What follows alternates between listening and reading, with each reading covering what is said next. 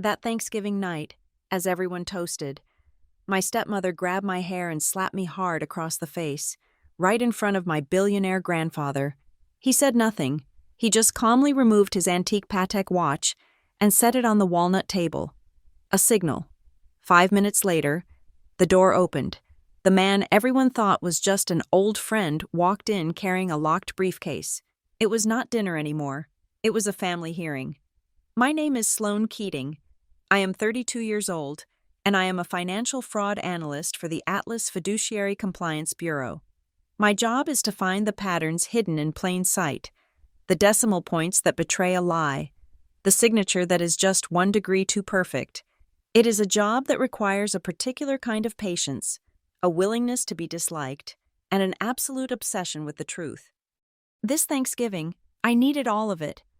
I drove my rented sedan through the imposing iron gates of my grandfather's estate, the tires crunching on the perfectly raked gravel. Harlan Pierce, my grandfather, owned a logistics empire and a real estate portfolio that spanned 3 states. His home was a sprawling, glass and stone monolith overlooking a frigid lake, a place designed for impressive photographs, not for comfort. I was not here for comfort. I was here because for the last 18 months, I had been watching someone bleed my father's legacy dry. The matriarch of this cold house, the woman who greeted me at the door with a smile that never touched her eyes, was my stepmother, Vanessa Albright. She was 45, stunning in a cashmere dress the color of oatmeal, her blonde hair pulled into a flawless chignon. To the public, to the boards she sat on, she was the perfect, grieving widow, the devoted wife of my late father, and the compassionate caretaker of my aging grandfather. At home, she was a block of ice. My father died when I was 16, a sudden, brutal aneurysm that rewrote my world. Vanessa, his second wife, had been in his life for 2 years. In the 16 years since, she had cemented her position, becoming the gatekeeper, the administrator, the indispensable woman. As I stepped inside, the familiar wave of whispers started from the living room. The cousins, the aunts, the uncles. They saw Sloane Keating, the problem, the one who, just last year, had taken a 6-month leave from her job. The official story was my recovery from a bad car accident, which was true. I had the scars and the lingering ache in my ribs to prove it. But the family narrative, gracefully steered by Vanessa, was different. I was unstable.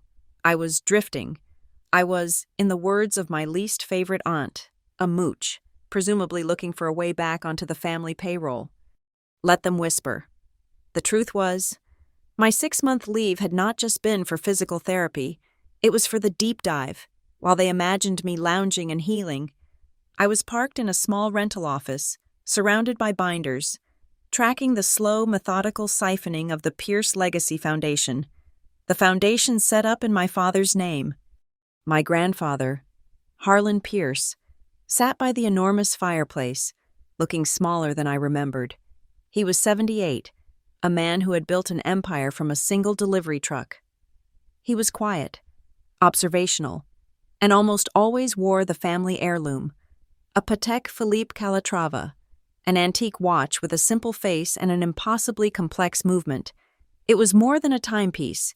It was his scepter, the symbol of his authority.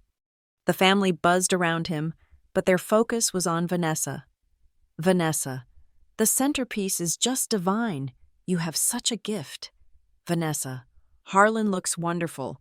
Whatever you are doing, it is working miracles. I watched her accept the praise, her hand resting proprietorially on Harlan's shoulder. He just gets a little tired, she would say, smiling brightly, dismissing any question before it was fully formed. She controlled his schedule, his visitors, and, I was beginning to suspect, his medication. I made my way to the kitchen, ostensibly to get a glass of water. The house staff, all new faces, moved with a nervous efficiency. The old staff, the ones who had known me since I was a child, were gone. Vanessa had replaced them one by one. On the wall, next to the Sub-Zero refrigerator, was a large white magnetic board. Harlan's schedule. It was color-coded. Green for meals, blue for appointments, red for medications. I scanned the red script. Most of it was standard: blood pressure, a mild anticoagulant, but 2 new names were there. One was a powerful sedative I only knew from a case file involving elder abuse. The other was an antipsychotic. My grandfather was sharp as a tack. Why would he be on that? I looked closer. The dosage for his blood pressure medication was written, then scribbled out and rewritten higher, dangerously higher. Sloan, snooping? I turned. Vanessa stood in the doorway, holding a stack of mail. "I was just getting some water," I said, my voice neutral. She smiled, that polished, empty smile. "Of course you were." She started sorting the mail on the marble island. I saw it. A thick envelope from a cardiology clinic in the city, a clinic I knew Harlan had been going to for 20 years. Before she could register my glance, she slid it beneath a catalog. "Dinner is almost ready," she said, her tone a dismissal. As I walked back to the living room, a small hand grabbed my sleeve. It was my half-sister, Lily. She was 19, a product of my father and Vanessa, and she lived in a state of permanent anxiety. Her eyes, wide and terrified, darted toward her mother. "Sloan," she whispered, her voice trembling. "I have to." "He is not." "Lily, darling," Vanessa's voice cut through the room like a razor. "Come help me with the wine. Let your sister mingle." Lily flinched, dropped my arm, and scurried away. Vanessa shot me a look of pure, cold victory. I felt the familiar knot in my stomach tighten. This was worse than I thought. It was not just the money. I thought about the family's legal representation. For 40 years, the family business had been handled by Abe Feldman, a tough, fair man who had known my father 2 years ago. Abe had been retired. Vanessa had brought in her own man, a slick operator from a firm known for aggressive offshore sheltering. I had run a check on him. His name had appeared twice in the footnotes of AFCB investigations, though nothing had ever stuck. The conflict of interest was glaring. Dinner was served. We all took our seats at the enormous 20-foot table. The turkey was brought out, a perfect golden-brown monstrosity. The air was thick with the scent of sage and the tension of 100 unspoken resentments. Harlan sat at the head of the table, quiet. Vanessa sat at the other end, beaming like a queen presiding over her court. The toasts began. My uncle praised Vanessa's tireless devotion. My aunt praised her exquisite taste. Then, Vanessa raised her own glass, her eyes finding mine down the length of the table. "And a toast," she said, her voice dripping with saccharine poison. "To Sloan, who has graced us with her presence, even while she is so busy." She took a sip. "Tell us, Sloan, what is it you are investigating these days? Still trying to find a way to make the family pay for your vacation?" The table went quiet. The family looked at me, a mix of pity and morbid curiosity. I set my fork down. I knew this was coming. This was the public execution.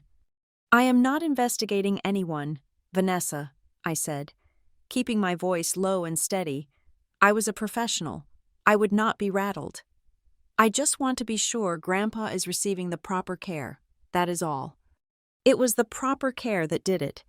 It was a direct challenge to her authority, to the narrative she had built of the sainted caretaker. Her face, for 1 second, lost its polish. Pure, unadulterated rage flashed in her eyes. "The proper care?" she hissed. "You dare? After you abandoned this family? After you ran off and cost us a fortune in medical bills?"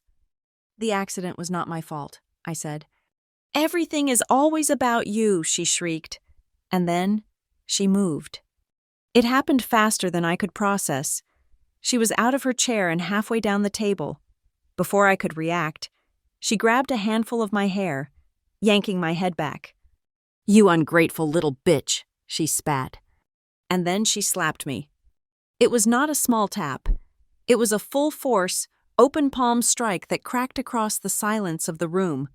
My head snapped to the side. My cheek exploded in pain. The room stopped. The air vacuumed out. I could hear my own breathing, ragged and sharp.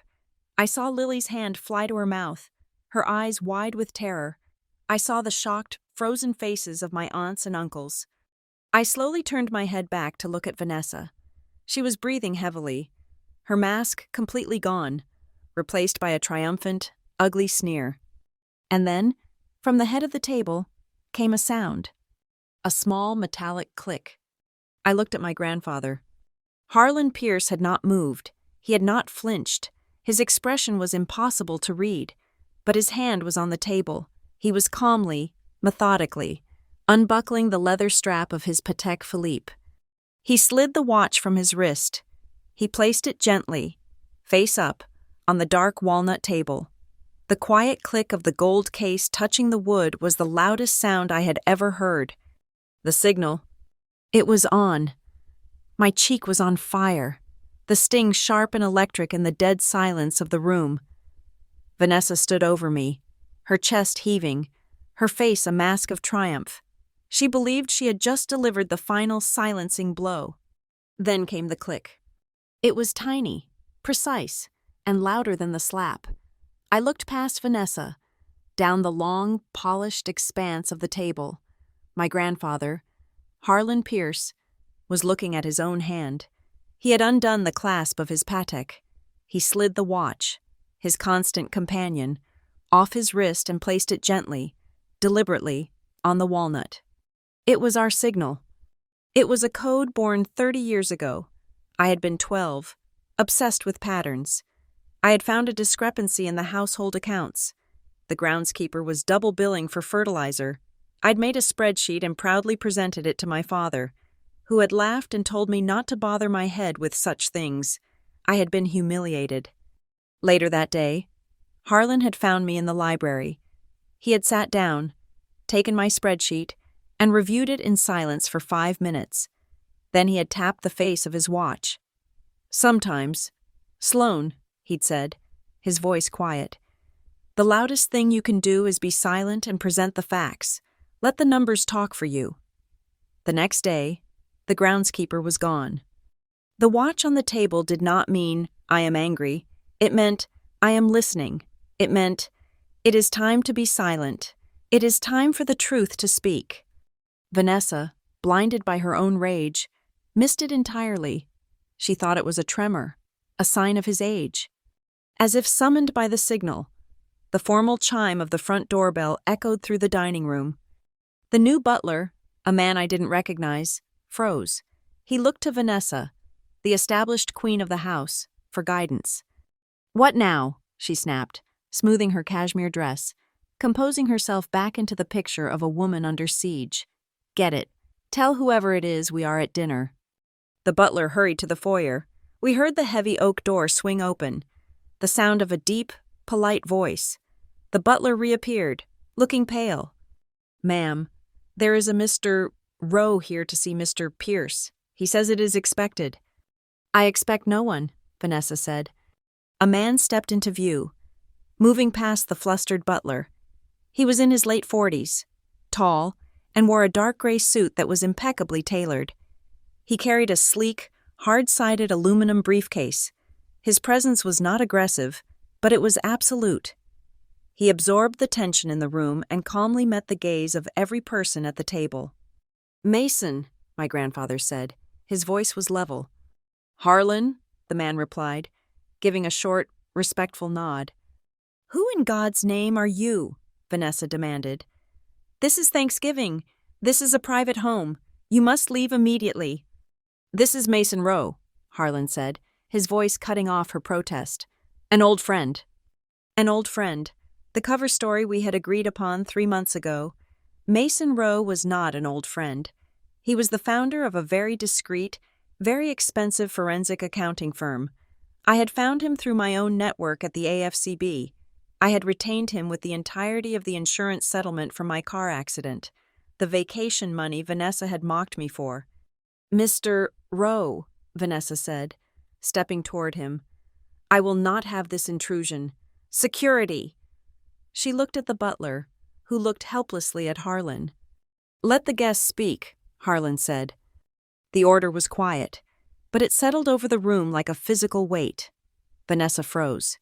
The authority she had spent 16 years building had just evaporated with 4 words. Mason Rowe walked to the dining table. He did not look at the cooling turkey or the horrified faces of my family. He placed his briefcase on the table, next to Harlan's watch. The latches snapped open with a sharp snick. Snick. "Mr. Pierce?" he said, his voice clear and precise. "Ms. Keating, as requested, I am here to present my findings." He turned his gaze to the table at large, a professor addressing a stunned lecture hall. "I was retained to conduct an independent audit of the Pierce Legacy Foundation, specifically regarding fiduciary management and expenditures over the last 18 months. A wave of murmurs broke out. My aunt stared, her wineglass halfway to her mouth. "This is an outrage!" Vanessa's voice was high, brittle. "Harlan, are you going to allow this? This girl?" She pointed at me, her finger shaking. "She has poisoned you. This is a shakedown. She is trying to steal your money." Mason did not acknowledge her. He was the voice of the data. He removed the first file, a slim, bound report. The audit was triggered by anomalies first detected by Ms. Keating. My firm was tasked with verifying them. He slid a summary sheet across the table, placing it in front of Harlan. "Let us begin with the primary finding," Mason said. "Starting exactly 18 months ago, the Foundation began making large, regular monthly payments to a healthcare provider called Northbridge Homewell. These payments were coded Specialized In-Home Geriatric Care." "My grandfather deserves the best," Vanessa interrupted, her voice dripping with false righteousness. "It is expensive. Only the best." "Indeed," Mason said. "The total paid to this entity in the last year and a half is $930,000. My uncle, who managed his own small fund, choked on his water. 900,000? For nurses?" "The problem," Mason continued, "is that Northbridge Homewell does not exist. It is a shell corporation, registered to a mail drop address in Delaware. It has no medical licenses, no staff, and no other clients." The blood drained from Vanessa's face. "A shell?" my uncle whispered. Mason was already moving to the next page. "The funds did not remain in the Northbridge account. Within 48 hours of each deposit, the full amount, minus a 5% transfer fee, was wired to a secondary entity." He produced a flowchart. The final box was labeled Larkspur Holdings, LLC. "Larkspur Holdings," Mason read, "is a management company. Its sole registered agent and officer is a Ms. Angela Klein." He paused, looking directly at Vanessa. "Your personal assistant." I watched Vanessa. She was perfectly still. She was no longer the raging attacker. She was a snake, cornered, calculating its next move. I risked a glance down the table at Lily. My half-sister was trembling so violently she was rattling the silverware. Her face was ashen, her eyes fixed on me, wide with a terror so profound it made me sick. She knew. Of course she knew. I suddenly understood the stack of care authorizations I had seen photocopied on my last visit, the ones Vanessa had brushed off as routine paperwork. I saw Lily's looping, teenage signature at the bottom. She had been forced to sign them, probably told it was for Grandpa's medicine or routine billing. She had been made an accomplice. This is Thanksgiving dinner," my aunt whispered to her husband, her voice trembling. "This is not a trial." I said nothing. I let my stinging cheek be my affidavit. I let Mason speak. "But we have seen the nurses," my uncle insisted, looking to Vanessa for a lifeline. "There was a woman here tonight. She was in uniform." "Ah, yes," Mason said. He pulled out his third file. "The ghost payroll. The Northbridge Shell Company did. In fact, issue paychecks. We have a list of 12 certified nursing specialists who were supposedly on Mr. Pierce's rotation." He laid out the list. "None of them exist. Their social security numbers are fabricated. Their nursing certification numbers are invalid. They are phantoms, created to justify the withdrawals." "Then who—" "The individuals you saw," Mason said, were hired from a standard day service agency, the kind that provides companions or basic cleaners. They were paid in cash. They were not, and are not, qualified to monitor a patient, let alone administer the complex medications Mr. Pierce requires. This landed. The family understood this. This was not abstract accounting. This was danger. I looked at Harlan. He had not seemed frail, but now he seemed to grow. He was sitting bolt upright in his chair, his back ramrod straight. His eyes, which had seemed weary and clouded by the firelight, were now flinty. They were the eyes of the man who had built a logistics empire from nothing. He was not looking at Vanessa. He was not looking at me. He was staring at the flow chart, at the numbers. He was following the money, and I could see the cold, precise fury building as he processed the betrayal, not just of his trust, but of his intelligence. Vanessa finally broke her silence. She did not scream. She laughed. It was a brittle, terrible sound, full of theatrical disbelief. "This is remarkable," she said, standing up, placing her hands on the table. She looked directly at me. "Truly, Sloane, this is your masterpiece. You were always so jealous. Jealous of my life with your father. Jealous that this family finally had stability. And now this." She swept her hand across Mason's files. "You invent this entire fantasy. You hire this actor." She spat the word at Mason. "To bring him into our home on Thanksgiving, to smear my name. And why?" She turned to the family, her eyes wide, appealing for their sympathy. "Because I told her no. Because I finally cut her off. She is trying to get money. It is all this has ever been about. It is her style. Create a crisis, manufacture a lie, and then demand a payout." She looked back at me, her smile a sneer. "It is typical. It is just so typical of you." It was a good performance. I saw the doubt creeping into my cousin's eyes. I was the troubled one, the mooch. This was, in their minds, exactly the kind of desperate, elaborate thing I might do. But Mason Rowe had not just brought summary sheets, and my grandfather's watch was still on the table. The truth had not finished speaking. Vanessa's accusation hung in the air, sharp and toxic. "Typical of you," she had said. She had painted me as the desperate, jealous extortionist, and herself as the long-suffering victim. I saw the doubt on my family's faces. It was the narrative she had spent years carefully crafting. Mason Rowe did not react to her emotional outburst. He was a creature of data, and he would not be drawn into a human fight. Instead, he calmly tapped the screen of his phone, which was connected to the large television mounted over the fireplace, a screen that had, until now, been displaying a placid autumn landscape. The landscape vanished, replaced by a map of North America, dotted with red pins. "You mentioned you organized several restorative trips for Mr. Pierce," Mason said, his voice as dry as a balance sheet. "Your ledgers for the foundation list 2 trips to a private wellness clinic in Arizona." "He needed rest," Vanessa said, regaining her composure. She folded her arms, the picture of defiant care. The best care. It was vital. "That is what the ledgers state," Mason agreed. "However, the funds were not spent in Arizona." He pointed to the map. "The expenditures were made in Miami, Florida." "That is absurd," Vanessa scoffed. "This map," Mason continued, "plots the credit card transactions from the Larkspur Holdings account, the account held by your assistant. The transactions coincide exactly to the day with Mr. Pierce's supposed rest periods in Arizona." "And while Mr. Pierce was supposedly resting in Arizona," Mason said, "he was also, according to your records, very busy approving financial transfers from this very house." My uncle looked confused. "How is that possible?" "His corporate iPad," Mason said. "The device Mr. Pierce uses for high-level capital approvals, on 3 separate occasions, all dated during the Arizona trips. Mr.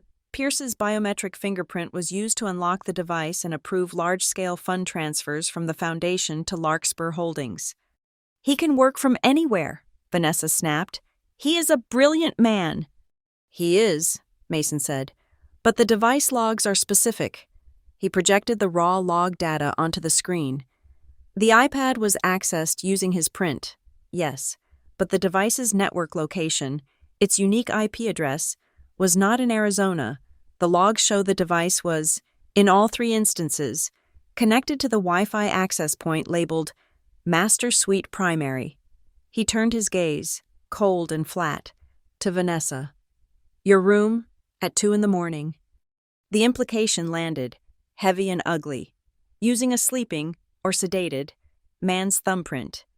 This, Vanessa stammered, is a violation of his privacy. You have hacked him. We received the device logs under a legal preservation request, Mason said, which brings us to his medical care. He projected a comparison chart of 2 prescription lists. This is privileged medical information, Vanessa shrieked. It is, I said, my voice cutting in for the first time. The sting on my cheek had faded to a dull, hot throb. But the Atlas Fiduciary Compliance Bureau has crossover authority when financial exploitation is linked to coercive control. That includes chemical restraint. The family turned to me. I was not the mooch now. I was the analyst. We had an independent pharmacist review the changes to Grandpa's prescriptions, I said, pointing to the screen. The dosage of his primary blood pressure medication was doubled, which explains the dizzy spells he reported. But the key was the new prescription, added 3 months ago, a powerful sedative, not a simple sleep aid. It is known to cause short-term amnesia and high suggestibility. It was prescribed by a Dr. Allister, a physician whose only listed affiliation is the non-existent Northbridge Homewell. I let my words sink in. He was being kept groggy, pliable, so he would be easy to lead, so he would sign things he would not remember, or so his thumb could be used while he slept. A small, strangled sound came from Lily. She was staring at her hands, shaking. "Lily, stop this nonsense," Vanessa commanded, her voice edged with panic. "It is not nonsense," Mason said. He held up his phone again, this time displaying a text message. "We were contacted 2 days ago by a Ms. Corinne Alves. She is a real, certified nurse." "See," Vanessa said, seizing it. "I hired real nurses." "You hired her from a day service," Mason corrected, "and you fired her 2 weeks ago. She was concerned about Mr. Pierce's cognitive state. She sent this text message to Lily." He handed the phone to Harlan, shielding the screen from the rest of the table. Harlan read it, his face like stone. I knew what it said. I had seen it. "Lily, I am so sorry. I cannot be part of this anymore. What your mother is doing to him is wrong. The way she makes him sign things after his night medicine. I have my license to think about. I am done." "What about the night nurses?" my uncle pressed, still desperate for a rational explanation. "I have seen them. They were in uniform. The woman tonight." "The ghost payroll required a performance," Mason said, unfazed. "We subpoenaed the security footage from the front gate and the doorbell camera for the last 30 days. The image on the television changed. It showed the front door, time-stamped at 10 p.m., 3 nights prior. A woman in dark blue scrubs walked up and punched a code. The door opened. The view switched to an exit timestamp, recorded by the same camera, 10:09 p.m. 9 minutes, Mason said. We cross-referenced 3 weeks of logs.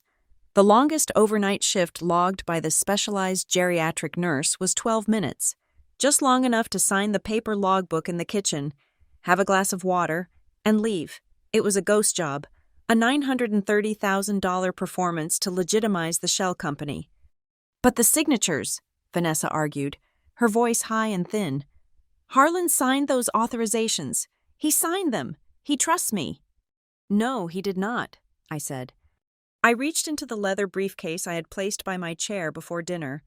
I pulled out a file, marked with the AFCB internal seal. Forensic Signature Analysis, H. Pierce. "This is what I do," I said. "My division specializes in document fraud.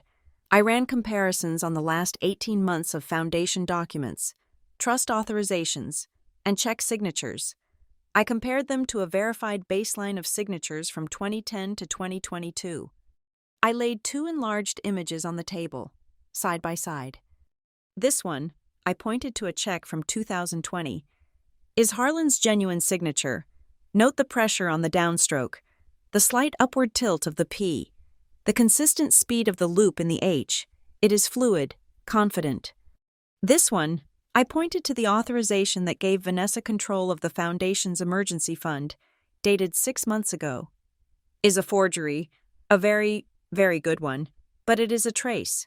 The pressure is too uniform. The starting and ending strokes are too heavy, indicating a pause. It is the signature of an artist meticulously copying a line, not an executive signing his name. I slid the final report across the table to Harlan.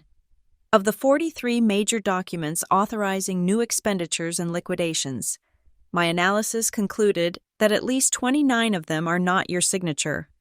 The room was tomb silent. The weight of the data was crushing.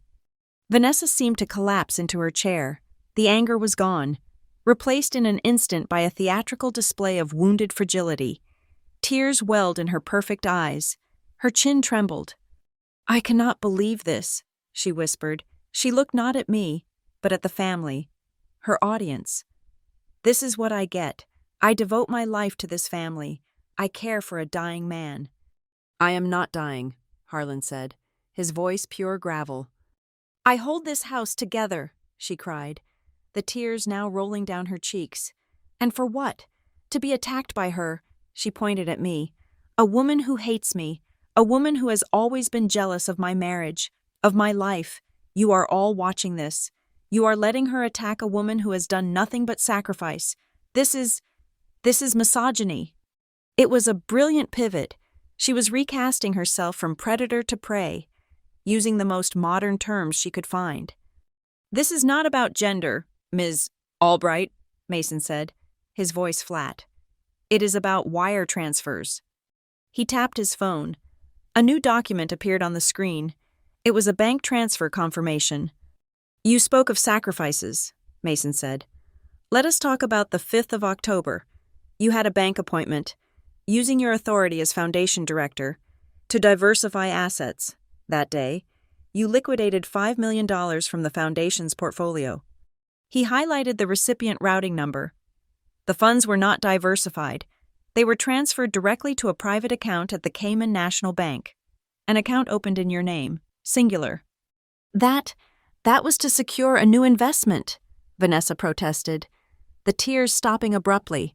"A silent partnership. It was complex." "Was it?" Mason asked. He clicked again. The screen showed an itemized receipt from a high-end jeweler in Miami. The date was October 6th, the day after the $5 million transfer. "A 30-carat yellow diamond necklace," Mason read. "Purchased by you for $275,000. It was coded as a donation on the Larkspur books." He looked at her. "This purchase was made during the same charity trip to Miami that coincided with Mr. Pierce's restorative trip to Arizona." The connections were complete. The theft was brazen, total, and undeniable. Vanessa was as white as the tablecloth. She opened her mouth, but no sound came out. She had been perfectly, clinically, and completely exposed. Harlan Pierce, who had watched this entire presentation without moving a muscle, slowly raised his right hand. He did not pick up his watch. He simply reached out his index finger and tapped the crystal face. Tap, tap. It was the second signal, the one we had established in August, the Call Team 2 signal. As if summoned by the sound, the swinging service door from the kitchen pushed open. Standing in the doorway was a small, gray-haired woman in a simple blue cardigan. It was Mrs. Ruth. She had been our housekeeper for 30 years. My father had hired her. She had been the one to give me mint chocolate chip ice cream after my father's funeral. Vanessa had fired her, abruptly, 6 months ago, for breaking a priceless vase. Vanessa's head snapped toward her. All the blood that had drained from her face rushed back in a crimson tide of rage. "Get out!" she screamed, lunging to her feet. "You are trespassing. I will have you arrested." Mrs. Ruth did not flinch. She looked only at Harlan, her old boss. I am sorry to intrude, Mr. Pierce, but you told me to come when I heard the second signal. In her hands, she held a battered, brown cardboard document box, the kind used for archiving old files. I told you to destroy that, Vanessa shrieked, a new, raw panic in her voice. You did, ma'am, Mrs. Ruth said, her voice shaking but firm. You said it was old junk, cluttering up the attic, but I never liked throwing away Mr. Pierce's history. She walked forward and placed the box on the dining table, right next to Harlan's watch. I kept it in my attic in town, she said. Just in case. Vanessa's scream was an animal sound, torn from her throat. Trespassing. I had you arrested once. Ruth, I will do it again. Get out of this house. Mrs. Ruth stood her ground, her small hands clutching the handle of the battered document box. She had served this family for 30 years. She had been here before Vanessa, before me. Her loyalty was not to the current queen. It was to the house itself, and to its king. I am here, ma'am, she said, her voice shaking but clear, because Mr. Harlan asked me to be. She turned, pointedly, to my grandfather, ignoring Vanessa's rage. I have worked in this house since Mr. David, Sloane's father, was a young man. When Ms. Albright terminated my employment 6 months ago, she told me to clear out the attic storage. She said it was clutter. Vanessa's face was white. It was junk! It was mostly junk, Mrs. Ruth agreed, her gaze unwavering. But this box was full of your old medical logs, sir, the ones I kept, the ones Dr. Feldman insisted on. Ms. Albright specifically pointed to it and told me to take it to the incinerator. It was trash. I told her I was not comfortable destroying your private medical history, sir. Mrs. Ruth continued, her voice gaining strength. She told me I was insubordinate. She fired me on the spot. The story she told the staff about me breaking a priceless vase, that was a lie. She just wanted me gone, and she wanted this box gone. Mrs.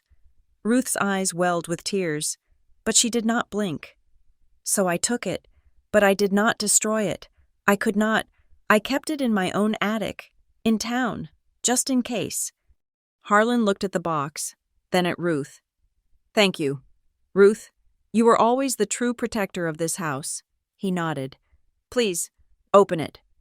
This is illegal, Vanessa shrieked, lunging for the box. You cannot. This is a violation of privacy.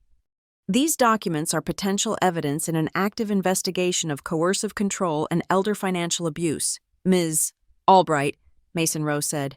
His voice was cold. A barrier of law. I strongly advise you not to interfere. Vanessa froze, her hand hovering over the cardboard lid.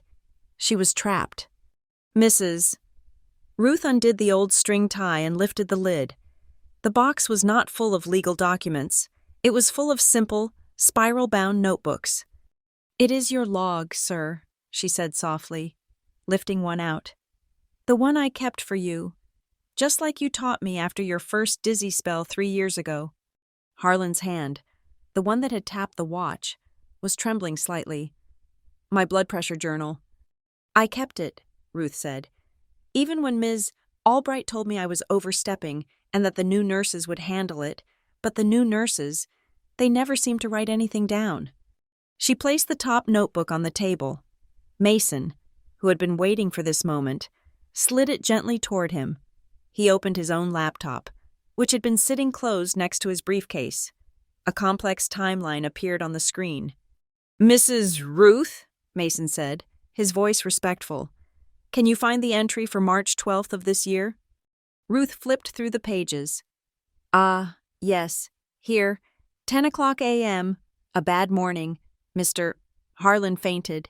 He hit his head on the corner of the library desk. He was very disoriented. Ms.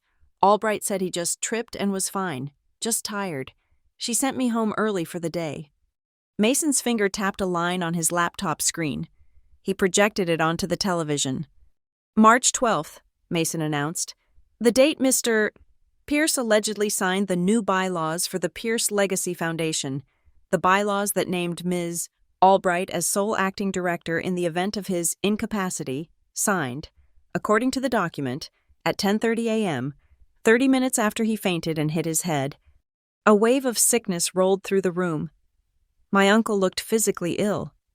"It gets worse," I said, my voice hoarse. "Read the entry for April 5th, Mason instructed. Mrs. Ruth found the page. April 5th. Mr. Harlan very confused today. Slept almost all morning. Blood pressure dropped very low. 90/50. He would not wake up for lunch. Ms.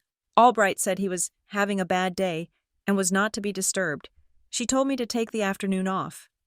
Mason highlighted a new line on the screen. April 5th. The date the $2 million discretionary emergency fund was established, requiring only Ms. Albright's signature to access. The authorization was time-stamped at 1:15 p.m., while he was, according to his longtime caretaker, unresponsive. The pattern was undeniable. The medical crises, the fainting spells, the low blood pressure, the confusion, they were not random. They were the opportunities. They were the windows of time when he was chemically restrained or incapacitated, when a pen could be forced into his hand, when his thumb could be pressed to an iPad. This was the moment that broke my sister. A sound tore out of Lily, a raw, strangled sob that seemed to hurt her. "She made me," she wailed, her hands flying to her face. "She made me do it." Vanessa spun on her daughter, her eyes blazing with a new terror. "Lily, you be quiet. You are hysterical. You do not know what you are saying." "She made me!" Lily screamed, standing so fast her chair toppled over backward, crashing to the marble floor. "The papers, the ones from March, after he fell, I was there." The entire family stared, frozen, at the 19-year-old girl.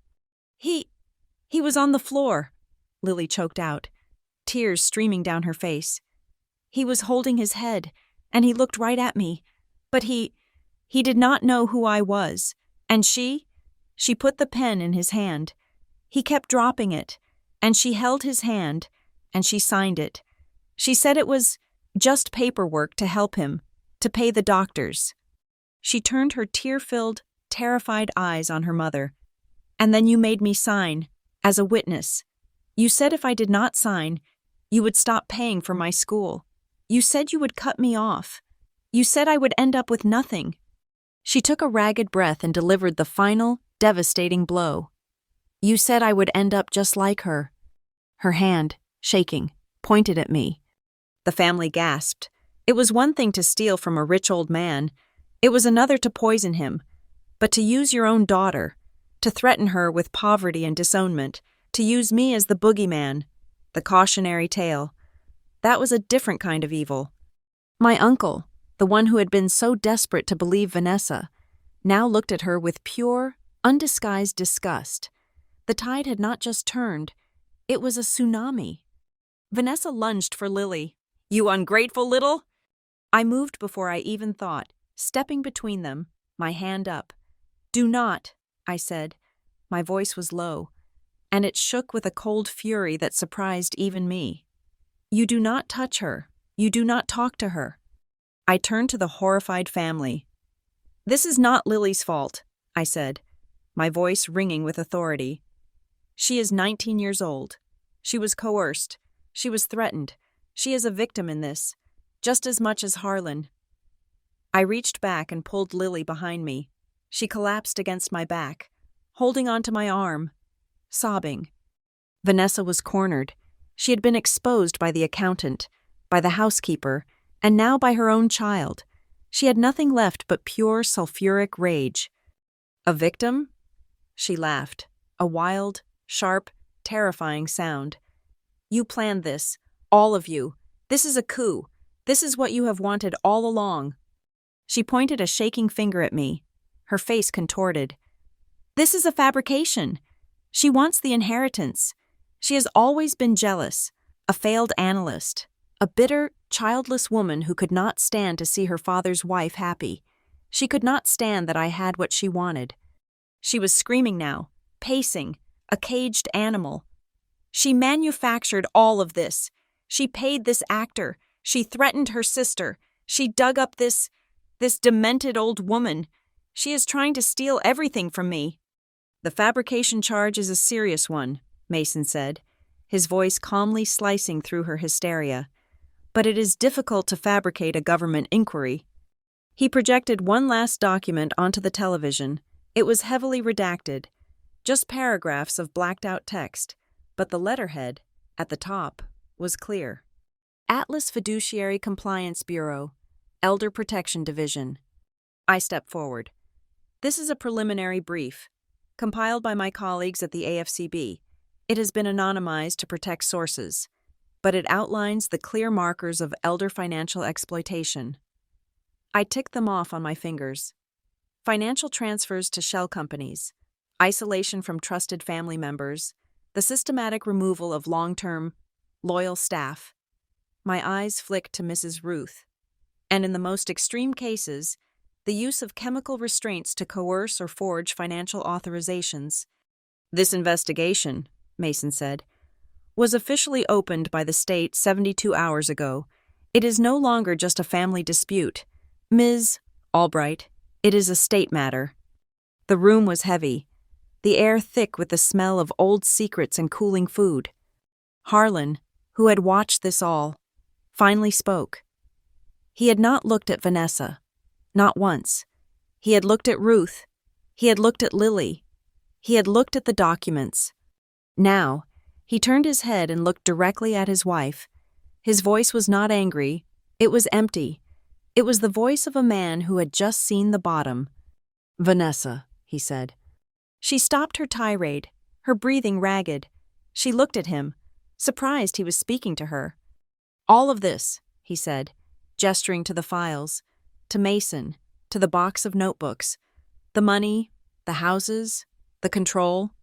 He paused, and the entire room seemed to hold its breath. "Was there ever a single moment," he asked, his voice rough, "in the 16 years you were married to my son, or the years you have lived in my house, that you thought about what was good for me, for my well-being, or was it only ever about the money?" This was it, the moral center, the one question the ledgers could not answer. Vanessa was silent for a long, heavy beat. The theatrical tears were gone. The mask of the victim was gone. The rage was gone. A slow, cold, utterly chilling smile spread across her face. It was the most honest expression I had seen from her all night. "Money," she said, her voice low and contemptuous, "is the only way to get respect in this world. Harlan, you, of all people, should know that. You taught me that." She leaned forward, as if sharing a secret. "Your well-being does not sign checks." The admission was so cold, so complete, it stunned even me into silence. And in that precise, frozen moment, a new sound cut through the night. It was faint at first, then rapidly growing, a siren, not one, but two. They were not on the main highway. They were turning onto our road. They were coming up the long, private drive. Flashing lights, blue and red, began to strobe through the tall dining room windows, washing over the crystal glasses, painting the walls and the horrified faces of my family in rhythmic, flashing color. Vanessa's head snapped to the window, her cold smile vanishing, replaced by pure, animal panic. "Who called the police? Who called the police?" Harlan nodded, a slow, grim motion. He reached out and finally, tenderly, picked up his watch from the table. "I did," he said. He looked at the Patek, then at me. "This watch," he said, his voice finding its old iron strength. "It has done more than keep time. It is a symbol. But tonight, it was a tool. When I placed it on the table, it was not just a signal for you, Sloane." He began to fasten the leather strap back around his wrist.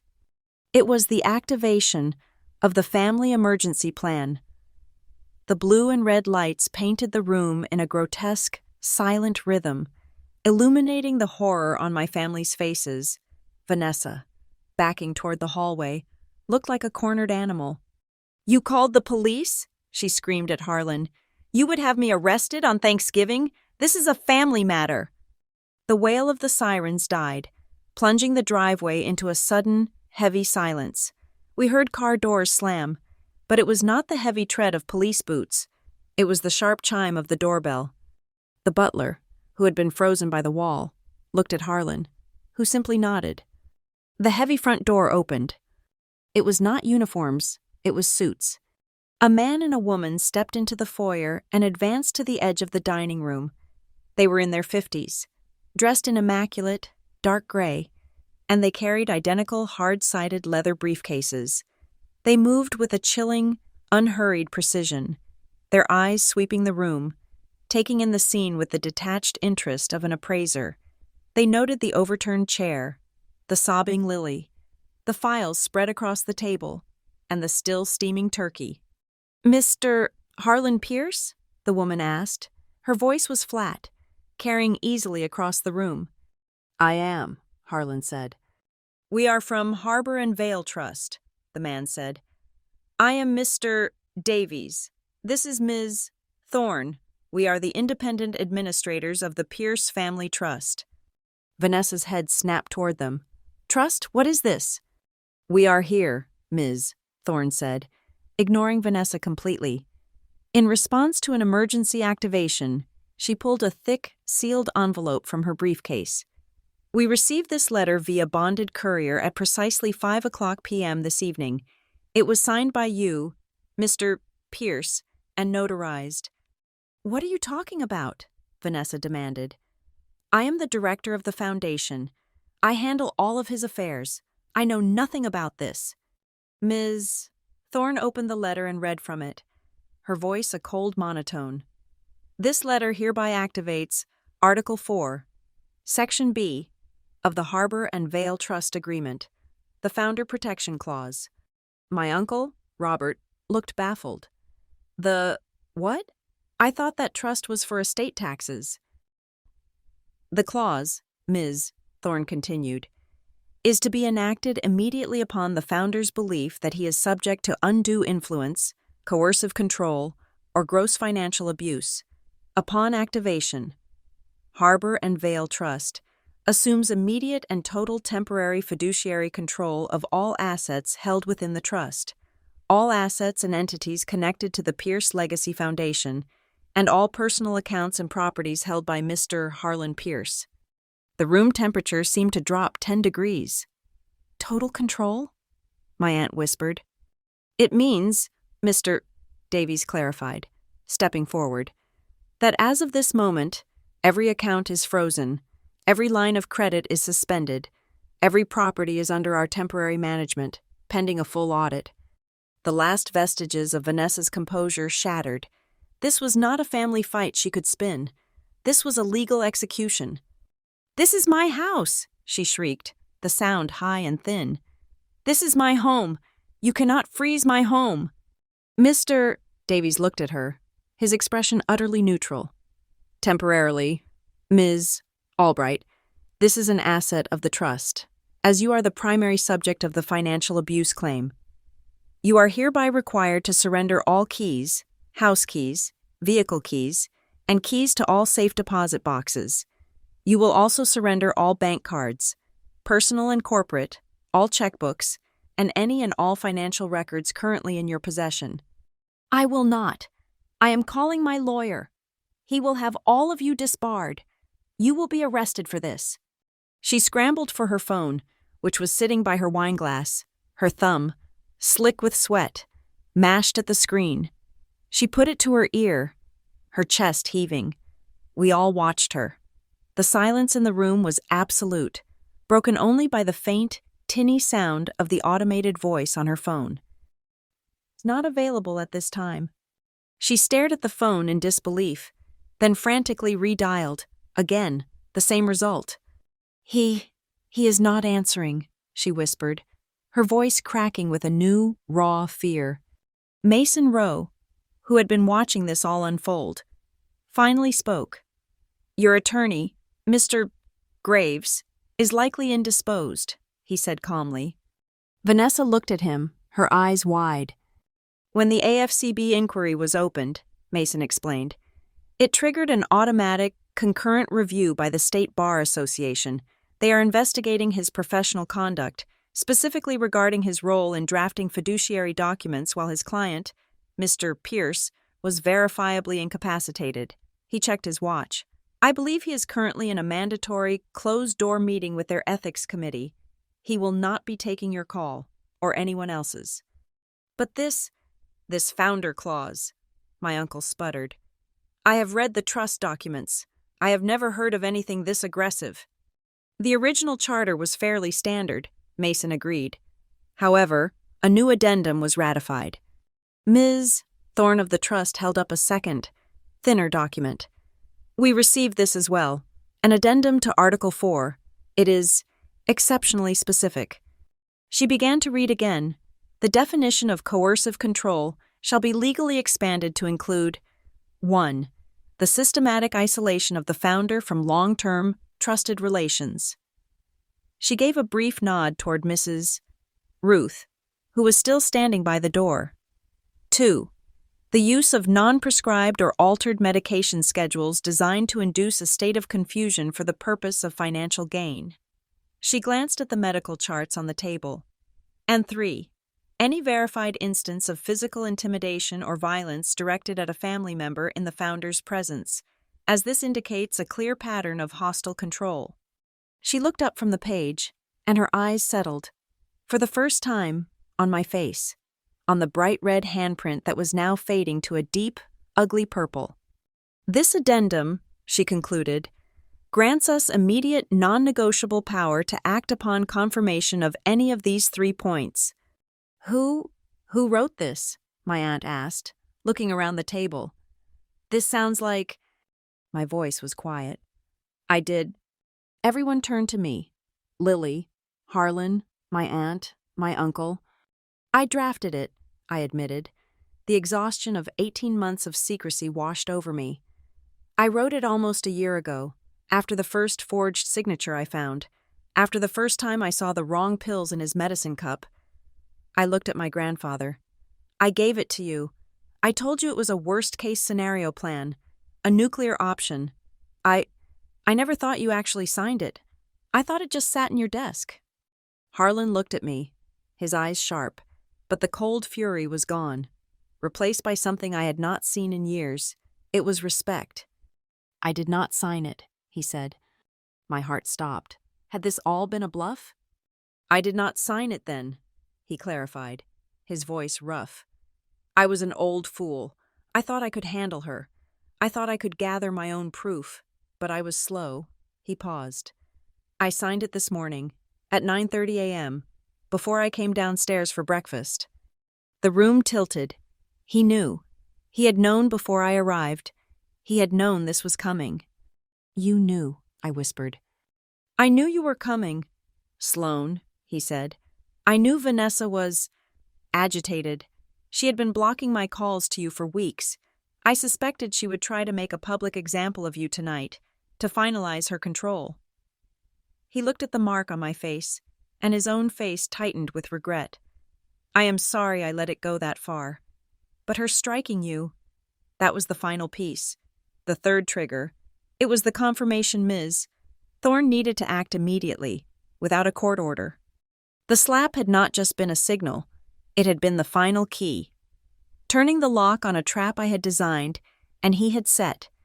Vanessa stared at Harlan, the full, crushing weight of her miscalculation landing on her. She had not been managing a frail, senile old man. She had been performing for a judge who had already passed sentence.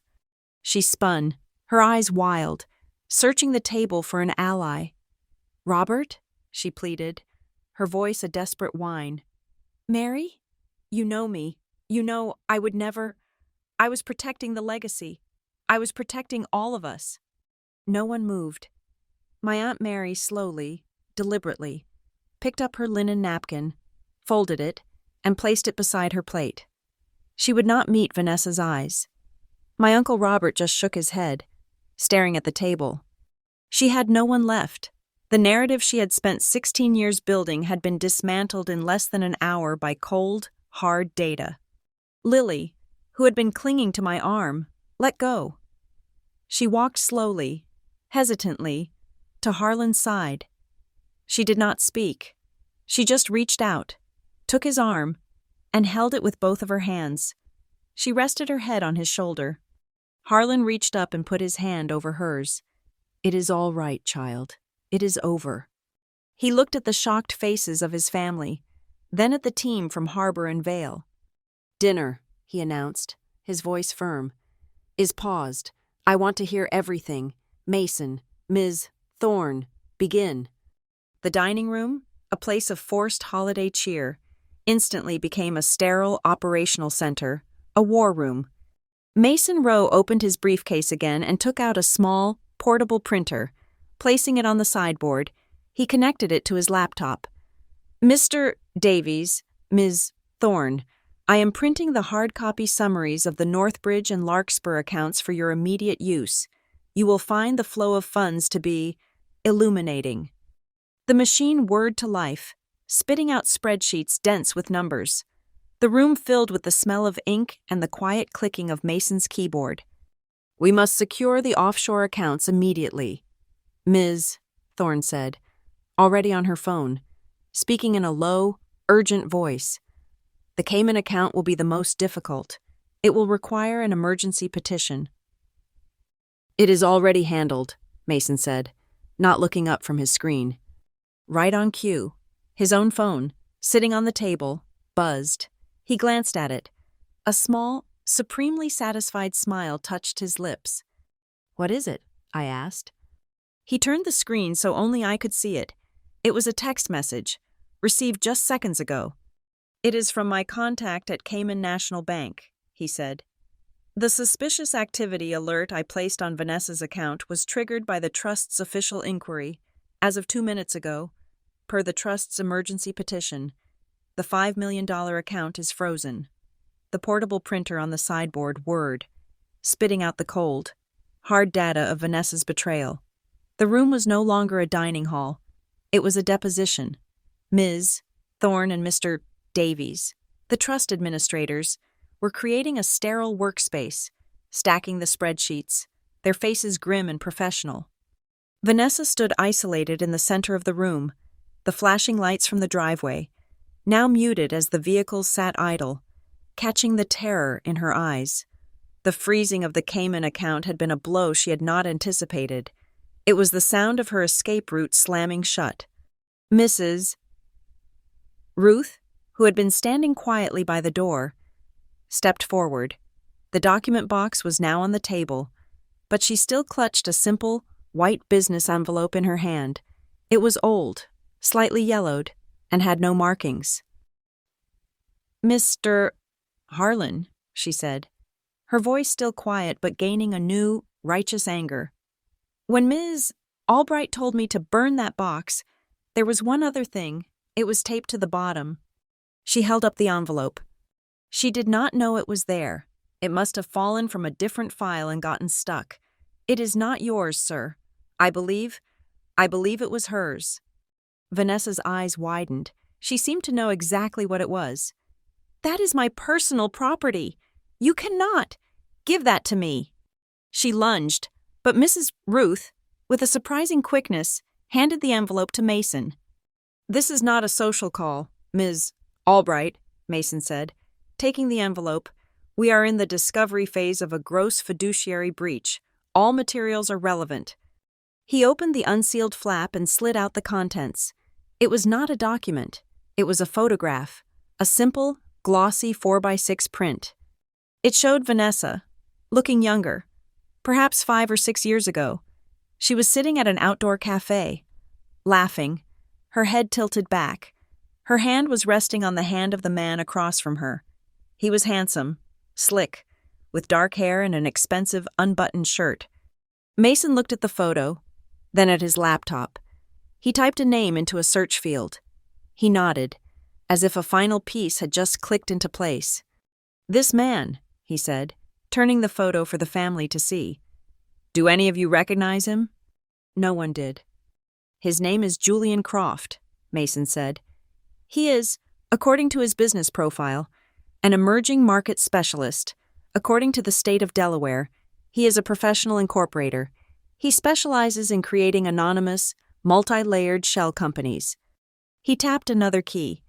And according to our trace on the Larkspur Holdings routing numbers, he is the director of the consulting firm that receives a 10% management fee from every dollar that passes through it. He is Vanessa's partner. He is an old friend, Vanessa said, her voice thin. A business associate. He is, Mason said, according to public records, her lover from before her marriage to Mr. Pierce. The room inhaled. This was not just theft. This was a conspiracy, a long con, years in the making. This was the plan all along, I whispered, the full, sickening scope of it finally becoming clear. My father was just the way in. She needed a foothold in the family, Mason continued. And she found one. Julian Croft provided the mechanism for the theft, and she provided the access. You cannot prove that, Vanessa hissed. It is a picture. It proves nothing. No, Mason agreed. The picture is just context. The emails, however, are proof. He projected a new window onto the television screen. It was a screenshot of a deleted email, recovered from the house server. This email, Mason said, was sent from Vanessa's personal account to an anonymous, encrypted address 1 year ago. The address, we have now confirmed, belongs to Mr. Croft. The body of the email was simple. It was a scan, a high-resolution scan of a piece of tracing paper. On the paper, over and over, was Harlan's signature. Harlan Pierce, H. Pierce, Harlan. Some were perfect, some were shaky, the lines wavering. She was practicing, I said, my voice flat, dead. The forgeries I found? They were not just tracings, they were freehands. She was learning. She was perfecting her craft. The email, Mason read, had a simple subject line. Getting closer. The P is the hardest part. And Mr. Croft's reply, 1 hour later. Looks good, but the bank will want audio. Audio? My uncle asked, confused. Bank security protocols, I explained, the familiar chill of my job creeping over me. For high-value transfers, especially from an elderly client, they often require telephonic confirmation, a simple, yes, I approve this transfer in the client's voice. But Harlan would never... He did not have to, Mason said. He clicked an icon on his desktop. A voice filled the room. Harlan's voice. Strong, clear, authoritative. The Pierce name stands for integrity. It was from an old interview, a documentary about his logistics empire. The audio file clicked. Yes. From a recording, perhaps, of him at breakfast. Click. That is correct. Authorize it. From a business call, no doubt. Mason played the final file, the one he had found in a hidden folder on Vanessa's laptop, labeled Audio Projects. The voice was tinny, as if played over a phone. It was Harlan's voice, but it was assembled. It was a phantom. This is Harlan Pierce. Yes, I am calling to authorize it. The Pierce name stands for integrity. Yes, that is correct. It was a vocal ransom note, stitched together, designed to fool a bank clerk in a verification call. My grandfather was being puppeteered, his own words weaponized against him. This is, my aunt whispered, her hand over her mouth. This is monstrous. It is, however, thorough, I said. I pulled my own final report from my briefcase, and it required a very specific medical state. The forgery and the audio were for the big, external transfers, but for the day-to-day siphoning, the internal authorizations, the iPad approvals, she needed him pliable. She needed him confused. I handed the file to Ms. Thorne. This is an independent medical review I commissioned from a geriatric pharmacologist. He reviewed the medication changes, the ones Mrs. Ruth logged and the ones from the pharmacy. His conclusion is on page 3. Ms. Thorne read it aloud. The doubling of the blood pressure medication, combined with the introduction of the non-prescribed sedative lorazepam, would not serve any therapeutic purpose. The The predictable result of this combination in a 78-year-old male would be prolonged periods of somnolence, acute confusion, impaired motor skills, and short-term amnesia. It is, in my professional opinion, a classic case of chemical restraint for the purpose of coercive control. "She was drugging him," Lily whispered, her face ashen. "She was," I said, and then Mrs. Ruth stepped forward again, holding one last, small piece of paper. "This," she said, her voice shaking with pure, cold fury. "I found in her bathroom, tucked inside the medicine cabinet. After she fired me, I went back to get my coat, and I saw it. I knew it was wrong." It was a small, torn piece of notepad paper, a to-do list written in Vanessa's elegant, looping script. It said, 1. Call bank. Transfer wire. 2. Cancel Sloane's flight reservation. 3. Keep him asleep. 10 p.m., 7 a.m. 4. Sign papers, 8:30. 5. Call Julian. The room was absolutely still. This was the playbook, the motive, the method, the partner, and the timeline, all on one small, damning piece of paper. Vanessa stood there, surrounded by the wreckage of her plan. The lies were gone. The performance was over. There was only the ugly, naked truth. She looked at Harlan. She had nothing left to lose. "All right," she said. Her voice was not a scream. It was a cold, hard statement. "Fine. Yes, I did it. I used the money." The family gasped, a collective, sharp intake of breath. "You call it stealing," she sneered. "I call it an investment. You are all so weak. This family, this legacy, it was rotting. Harlan was letting it die. He was too sentimental. He was going to give it all away to charities, to museums.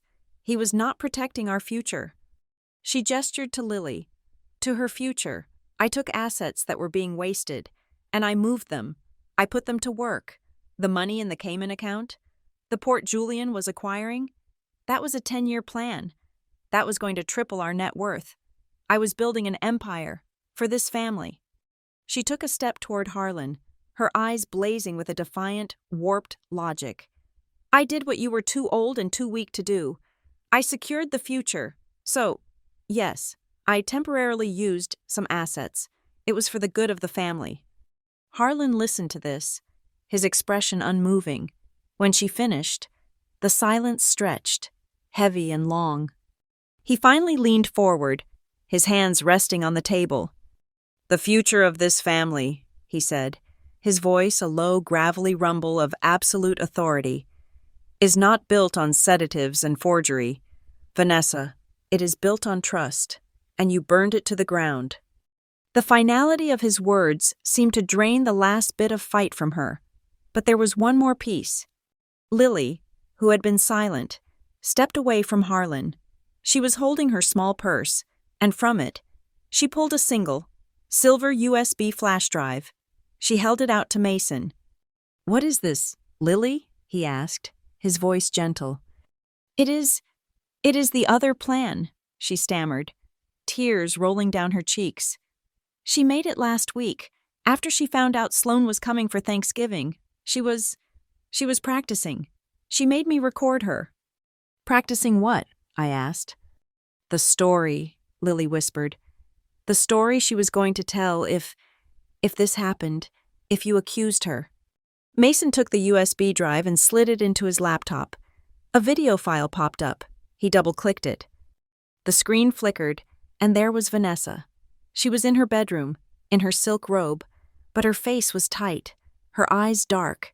She was talking to Lily, who was clearly holding the camera. "All right, again," Vanessa's voice said on the video. "And this time, I want you to cry.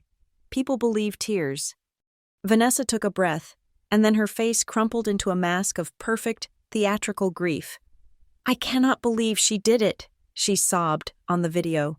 "Sloane, she has so much rage. She came in, and she started screaming about money, and when Grandpa would not give it to her, she pushed him. He fell. He fell so hard. The video. Vanessa looked up, her eyes wide with fake terror. She tried to kill him, and when I tried to stop her, she hit me. You all saw it. She is violent. She is unstable. You have to protect me from her. The video ended. Mason shut the laptop. The room was still. The sheer reptilian cunning of it was breathtaking. She had a contingency plan, a script. She was going to frame me for attempted murder. My God, my aunt whispered, staring at Vanessa. The person who was actually hit tonight was Sloane. She hit Sloane, right in front of us. It was the final, perfect, sickening irony. The very act of violence she had planned to frame me with. She had committed herself. Mason Rose stepped forward, pulling the focus of the room back to the legal reality. This is important, he said, his voice sharp, cutting through the emotional shock. But the family dynamic, the assault, is secondary to the primary crime. Ms. Thorne, Mr. Davies, the state inquiry, all of us are focused on one thing: the systematic financial abuse of an elder. That is the charge that matters. That is the one that has no defense. He turned to the family. This is not about a family fight. This is a criminal enterprise. The words hung in the air, heavy and irreversible. Criminal enterprise. Harlan Pierce, who had been the still center of this hurricane, slowly leaned back in his high-backed chair. He had heard it all: the forgeries, the audio, the medical reports, the betrayal of his own daughter-in-law, the corruption of his granddaughter. He had listened to the data. He had listened to the truth. He turned his head, his gaze finding mine down the length of the ruined Thanksgiving table. He did not speak. He just held my gaze and gave a single, small, decisive nod. It was my turn. My grandfather's nod was a heavy, silent command. The floor was mine. All the fractured pieces of the night, the accounting, the medical reports, the forgery, the raw, ugly emotion, were waiting for one voice to assemble them. I stood up, my cheek throbbed. A dull, hot reminder of the act that had brought us to this point. I looked around the table, not at Vanessa, but at my family, at my aunt, my uncle, their faces pale and stunned. This did not start tonight, I said, my voice resonating in the quiet, stunned room. It started 18 months ago. I picked up the first printout Mason had provided, the summary sheet of the foundation's operating expenses. It started with a number, 0.7%. I looked at my uncle, the money manager. You know what that is? It was a discrepancy in the fund management fees, a tiny rounding error, almost invisible. Vanessa's new accounting firm had coded it as an administrative override. It was nothing, a few $1,000s, but it was a thread, and at the AFCB, my job is to pull on those threads. I pulled, I said, dropping the sheet onto the table, and it unraveled an entire network. That 0.7% was the key to a back-end ledger, a set of books only Vanessa and her consultant had access to. It was the seed money for Larkspur Holdings. It was the first quiet theft. I turned my gaze, finally, to Vanessa. She was standing rigid, trapped between the trust officers and the head of the table, her face a mask of stone. I did not go nuclear, I said to her. Not at first. I came to you, privately, twice. I looked back at the family. The first time was a year ago. I showed her the fee discrepancy. I said it looked like an error and offered to help her fix it. She laughed in my face. She told me I was playing detective and that I should leave the real work to the professionals. The second time, I continued, was 8 months ago, after I found the first forged signature on a minor capital request. I flew home. I sat with her in the library. I told her I knew what she was doing. I told her to stop. I told her I would not let her do this to Grandpa. I let the memory of that meeting settle in the room. She did not deny it. She smiled. She told me that if I ever mentioned it again, she would use the family's full legal power to have me committed.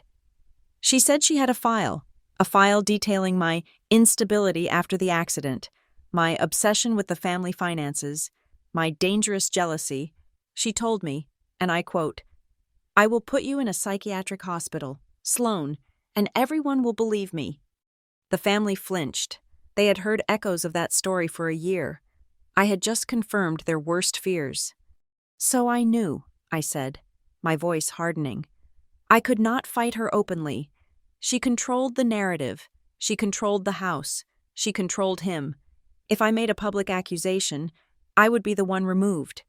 She would use it as proof of my instability to get full guardianship of Harlan. So I had to build a trap that would only spring when she was too deep to escape. I gestured to the people who had assembled in the room. I built a 3-lock system. "The first lock was data," I said, nodding to Mason Rowe. I could not use my own position at the AFCB. It would have been a conflict of interest, and she would have had the case thrown out. So I hired Mason. I used every penny from my accident settlement. He was my external auditor, my ghost.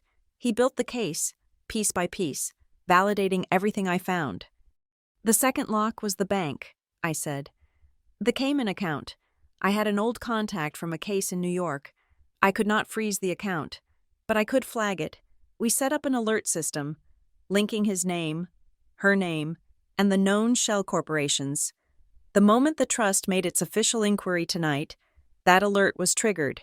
It gave my contact the legal grounds to approve the emergency freeze. That is why your $5 million is gone, Vanessa." "The third lock," I said, "was the most important. It was the trust." I looked at Ms. Thorne. I knew that even with all the proof in the world, she would use lawyers to tie this up in probate court for years. She would claim Grandpa was confused, that he was senile, that I was manipulating him. We needed a mechanism to act instantly, without a court order, to seize control. "That," I said, "is why I drafted the addendum to the Founder Protection Clause, the addendum that I gave to Grandpa, hoping he would see the danger and sign it." I looked at my grandfather, and my voice softened. I did not know if he ever did. I just had to act as if he had. I had to build the case and wait for the right moment to present it. I had to wait for her to overplay her hand. "And to do that," I said, turning back to my family, "I had to let you all believe it. I had to let you believe I was a failure. I had to accept the whispers. I had to become the mooch, the unstable one, the bitter girl. I let her paint me as the villain, because that was the only way I could get close enough to see the full picture. I had to protect him, even if it meant he, and all of you, hated me for it." My Aunt Mary's eyes filled with tears. "Sloan, It does not matter," I said, cutting her off. This was not about apologies. It was a necessary sacrifice. I pointed to the dark, purple mark on my cheek. And tonight, she finally overplayed her hand. She thought this was her victory lap. She thought she would humiliate me, discredit me, and finalize her control. But that slap? That was not just an assault. It was the third trigger, the addendum, which Grandpa signed this morning, explicitly states that any act of violence in his presence is proof of a hostile and coercive environment. The moment her hand hit my face, she legally activated the clause. She gave Ms. Thorne and Mr. Davies the non-negotiable right to walk through that door, bypass the courts, and seize control of everything. She did this to herself. The room was heavy with the weight of the last 18 months. I let them sit with it, let them understand the long, cold, calculated game I had been forced to play. Then, I looked at my aunt and uncle. "I need you both to understand this," I said, my tone shifting from analyst to family. "Your assets are safe. The family trust is designed to protect the beneficiaries, which includes you. The freeze is temporary, and it is targeted. Harbor and Vale are surgeons. They are here to remove a cancer, not to burn the house down. Your shares, your dividends, your properties. They are secure. This action is against one person, Vanessa Albright, and her co-conspirators, for the larceny of Harlan's personal and foundational assets." My uncle nodded, a look of profound, exhausted relief on his face. Mason Rowe stepped forward, sliding his laptop shut. The printer was quiet. The evidence was presented. "Ms. Thorne, Mr. Davies, and I will be coordinating with the State Attorney General's office. The next step is a formal meeting, tomorrow morning, 9 a.m., with the state's Office of Elder Protection. We will be presenting our complete findings, financial, medical, and criminal, to request a permanent protective order for Mr. Pierce and to pursue full asset recovery. He looked at Vanessa. You, Ms. Albright, will be hearing from them. This was the final, official nail. This was no longer a family fight. This was a state and federal case. Harlan Pierce pushed his chair back and stood up. He was slow, but his movements were deliberate. He was not the frail man Vanessa had been selling to the world. He was a general, surveying the successful end of a campaign. He walked the few steps to Mason Row. He ignored the mess, the family, and Vanessa. He simply extended his hand. "Mr. Rowe," he said, his voice a low rumble. "You have done your job with precision. You have my gratitude." Mason shook his hand firmly. "It was an honor, Mr. Pierce." That handshake, the public, formal approval from the patriarch, was the one thing Vanessa could not endure. It was the final, visual transfer of power. Her face, which had been a mask of pale, frozen shock, contorted into pure, undiluted rage. Her eyes, fixed on the handshake, were terrifying. "You," she whispered, her voice a venomous hiss. And then she moved. She did not lunge at Harlan. She did not lunge at me. She grabbed her full, untouched glass of red wine from the table. "All of you!" she screamed, her voice breaking. "You will all regret this." And she hurled the glass, not at a person, but at the wall, at the portrait of my father that hung above the sideboard. The glass shattered with a sound like a gunshot. Wine, dark as blood, exploded, dripping down my father's smiling, painted face. It was a final, profane act of desecration. I flinched, but before I could even react, a figure blurred past me. It was Lily. She planted herself directly in front of me, her arms spread wide, facing her mother. She was trembling from head to toe, but she did not back down. It was the first time in her life she had ever stood between her mother and a target. "No!" Lily shrieked, her voice cracking with terror and newfound strength. "You will not! You will not hurt anyone else! You will not hurt her!" Vanessa stared at her daughter, her arms still raised from the throw. She saw the last person in the world she thought she controlled, standing in defiance, protecting me. It broke her. Her arm fell to her side. The fight was gone. There was nothing left. Harlan Pierce looked at the new butler, the one who had been standing, horrified, by the door. "Michael," Harlan ordered, his voice flat, cold, and utterly devoid of emotion. "Ms. Albright is unwell. Please escort her from the room, so that we may maintain procedural order." It was a brilliant, cold dismissal, not an arrest, not an eviction, a simple, administrative removal. The butler, grateful for the command, stepped forward. "Ma'am, this way, please." Vanessa did not look at any of us. She did not look at Harlan. She did not look at Lily. She just stared at the ruined portrait of my father, her face empty. She turned, a ghost in a cashmere dress, and walked out of the dining room. We listened to her footsteps fade on the marble, followed by the quiet, firm click of the front door closing. The butler, Michael, had his hand on Vanessa's elbow, gently but firmly guiding her toward the foyer. The rest of us stood in the wreckage of the dining room, the shattered glass, the wine running down my father's portrait, the cold, uneaten feast. It felt final. But Vanessa was not a creature who left the stage quietly. She had one shot left in her arsenal. She stopped just at the archway, shrugging off the butler's hand. She turned, not in a rage, but with a slow, deliberate movement. The panic was gone, replaced by a smile of such profound, venomous confidence that it chilled me to the bone. "You are all fools," she said, her voice dropping to a low, conversational tone. "You think you have won? With your little reports and your crying children?" She reached into the designer handbag she had left on a console table.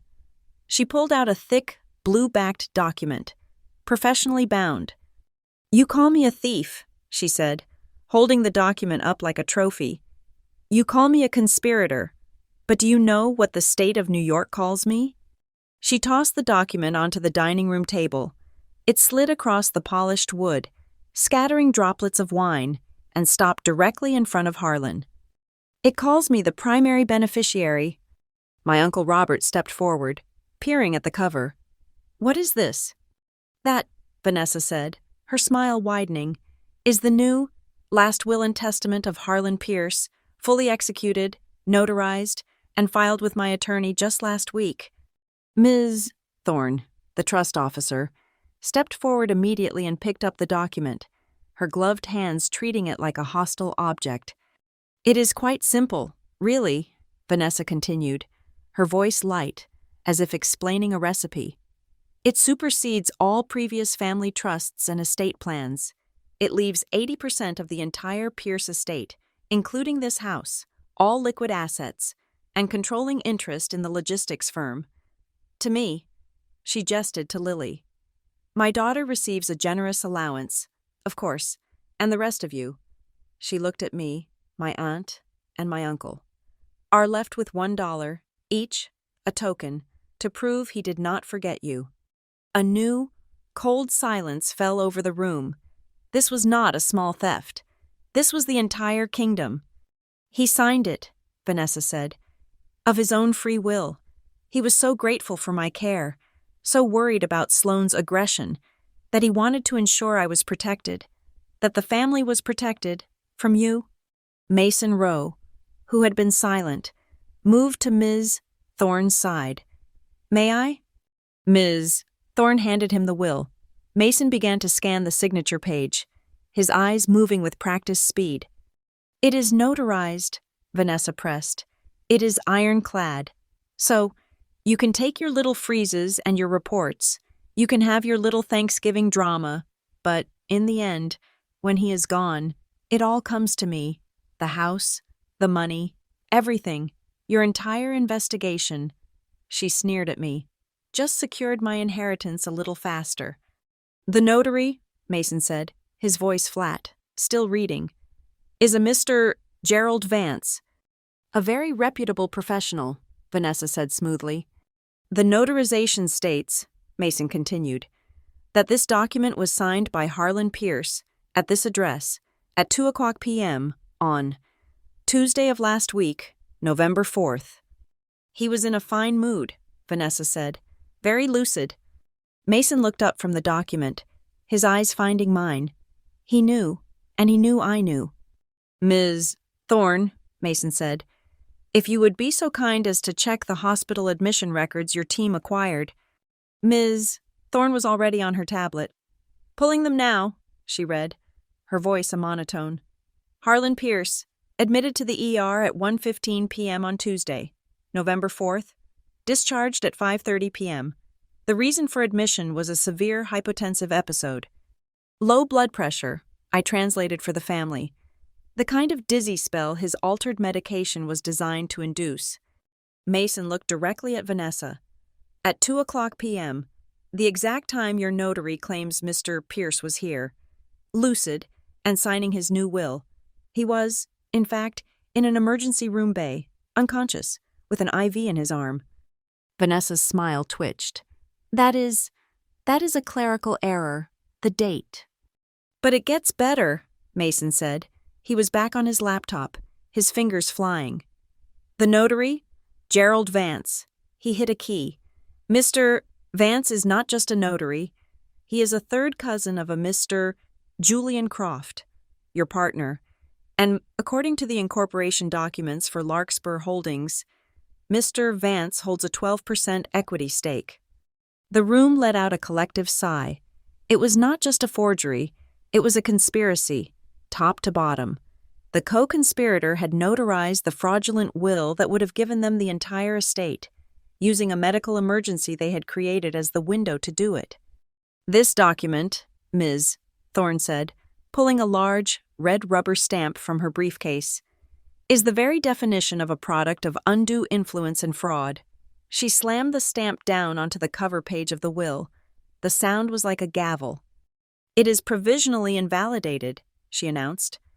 "Under the terms of the Founder Protection Clause, this will is considered suspicious, non-binding, and will be turned over to the Attorney General as evidence of criminal conspiracy." Vanessa looked at the red invalid stamp, and for a moment, I thought she might faint. She had played her final card, and it had been burned before her eyes. "That," Harlan said, his voice quiet, "is a very good stamp." We all turned to him. He was leaning back in his chair, a look of profound exhaustion on his face, but his eyes were sharp. "A good stamp," he repeated, "but I have found it is always best to have a backup plan." He looked at Ms. Thorne. "Ms. Thorne, in the package you received from my courier this afternoon, there should have been a second document, a simple one. Red file." Ms. Thorne looked through her briefcase. "Yes, sir, I have it here. Revocation of notarial authorizations." "Just so," Harlan said. "I signed that this morning, at 9:35 a.m., right after I signed the addendum." "What does it do?" my uncle asked. "It is a simple legal instrument," Harlan explained, his voice sounding stronger. "It formally revokes and invalidates any and all documents, trusts, wills, or powers of attorney signed by me and certified by any notary public in the last 90 days. It states, for the record, that I was under coercive medical control and did not have the sound mind to execute any binding contracts." He gave a small, weary smile. "So, even if that will had been signed by me, even if I had been lucid, I canceled it this morning, before this dinner ever started. It is a worthless piece of paper." This was the true checkmate. The fraud was exposed. But even if the fraud had been perfect, the legal foundation beneath it had already been removed.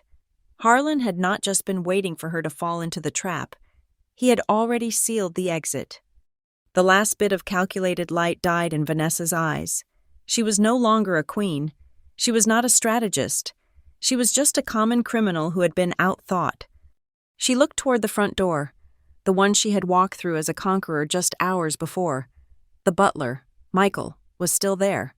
But now, standing on either side of the foyer, were two broad-shouldered men in dark suits. They were not the trust officers. They were security. Harbor and Vale security. They were not her staff. They were not her men. They were guards. At that exact moment, my phone vibrated in my pocket. I pulled it out. It was a text. An alert from the court's automated system. A notification I had set up when I first filed my concerns with the AFCB. My hand was shaking as I read it. I looked at Harlan. "Grandpa?" He looked at me. "It is done," I said, my voice thick. "The emergency petition Mason and I filed this morning, citing the risk of immediate physical and financial harm. It was just approved. The court has issued a temporary personal protection order. For 72 hours, Vanessa Albright is legally barred from this property, and she is barred from coming within 500 feet of you." Lily, who had been standing, frozen, let out a sound that was half sob, half laugh. She collapsed into the chair next to Harlan and buried her face in his shoulder, her arms wrapped tightly around his neck. "It is over," she wept. "It is really over." "It is, child," Harlan said, patting her back, his own eyes closing in relief. "Mrs. Ruth stepped forward, her hands clasped, her face a mask of worry. "Mr. Harlan, this is too much. You are exhausted. Let me take you up to your room to rest. We can clean this all up." Harlan opened his eyes. He looked at the mess. He looked at the officers. He looked at me. He shook his head. A slow, firm gesture. "No, Ruth," he said. "I am tired, but I am not weak. I have slept enough for the last 18 months. He squeezed Lily's shoulder. "I want to witness the ending." All eyes turned back to Vanessa. She stood alone in the archway, her last weapon gone, her escape route blocked, her legal status now that of a trespasser. The performance began. It was the only thing she had left. "So this is it," she whispered, her voice breaking into a perfect, tragic sob. Her hand went to her heart. "This is what I get." The tears began to flow, and this time, they looked real. She was mourning. She was mourning the loss of the money, the life, the con. "I sacrificed everything for this family," she cried, looking at the stunned faces of my aunt and uncle. "I gave up my youth for your father," she said to me. "I gave up my life to care for him," she said to Harlan. "I was a good wife. I was a good daughter. I did everything for you. I kept this house, this family, this legacy together. And you tear me apart. For a few dollars, for a few mistakes. You are ungrateful, all of you." It was a beautiful performance, but I had seen the video. I had seen the rehearsal. And as I watched her, I saw her eyes. They were not grieving. They were scanning. They were looking at Ms. Thorne, at Mason, at me. They were calculating. Even now, she was searching for a crack, a legal loophole, a hint of sympathy she could exploit. She was not defeated. She was just recalculating the odds. The anger I had felt, the hot sting of the slap, was gone. All I felt was a vast, cold emptiness. I took a step toward her. Lily tensed, but I just looked at the woman who had tormented my family for almost 2 decades. "Just one question, Vanessa," I said. My voice was quiet. Not an accusation, just a query. "All of this, the forged checks, the drugs, the lies, the fake will, you said it was for the good of the family. You said it was an investment in our future." She stopped crying, her eyes narrowing at me. "If it was truly for the family," I asked, "if it was all for us, then why did you have to hide it?" She had no answer. The lies were for her, the schemes were for her, the investments were for her. It was never for the family. It was all, only, and ever for her. Vanessa Albright just stared at me. The silence was her confession. My question hung in the air. A final, simple indictment.